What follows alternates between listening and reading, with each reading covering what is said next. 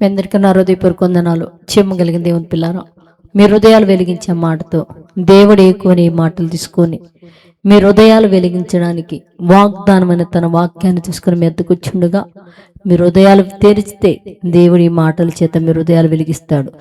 ఏ వాగ్దానం తీసుకొని ఈరోజు దేవుడు మన హృదయాలు వెలిగించాలనుకుంటున్నాడో ఒకసారి ఆ వాగ్దానాన్ని మనం ధ్యానం చేసుకోగలిగితే దేవుని పిల్లారా, రోమపత్రిక 8వ అధ్యాయము 6వ వచనంలో మరి దేవుడు మనతో ఇవాళ వాగ్దాన పూర్వకంగా మాట్లాడుతున్నారు. ఆత్మానుసారమైన మనసు జీవము సమాధానమై ఉన్నదని చెప్తున్నాడు. అంటే ఒక మనిషి అంటే భూమి మీద ఉన్న మనమంట ఆత్మానుసారం.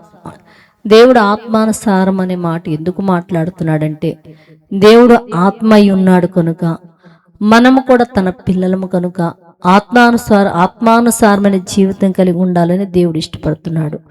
ఇవాళ వాగ్దానముతో తన మాటతో తన వాగ్దానంతో మనతో దేవుడు మాట్లాడుతున్నాడు. ఏంటి అంటే మీరు ఆత్మానుసారమైన మనస్తత్వం కలిగిన వారైతే ఎలా ఉంటారంటే మీలో జీవం ఉంటుంది, సమాధానం ఉంటుందని చెప్తున్నాడు దేవుని పిల్లరా.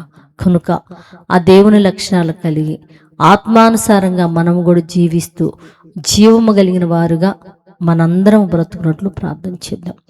పరిశుద్ధుడా, జీవము కలిగిన మా పరలోకపు తండ్రి, మేము ఆత్మానుసారముగా మారిపోయి జీవము నీతో సమాధానము కలిగిన వారమై భూమి మీద మేము అందరం బ్రతుకున్నట్లు అట్టి కృప నీ పిల్లలందరికీ మీరు అనుగ్రహించమని అడుగుతూ తండ్రి, యవన బిడ్డలు ఎంతమంది అయితే ఉద్యోగాల కోసం ఎదురు చూస్తున్నారో అట్టి బిడ్డల మీదకి నీ దయా కనికరం ఉంచి ఆ యవన బిడ్డలు చక్కగా ఉద్యోగం చేసుకుంటూ కుటుంబంలో నెమ్మదిగా ఉండే భాగ్యం గురించి సహాయం చేయమని మా రక్షకుడు నీ కుమారుడు యేసే పరిశుద్ధ నామములో ప్రార్థన అడుగుతున్నాము తండ్రి, ఆమేన్.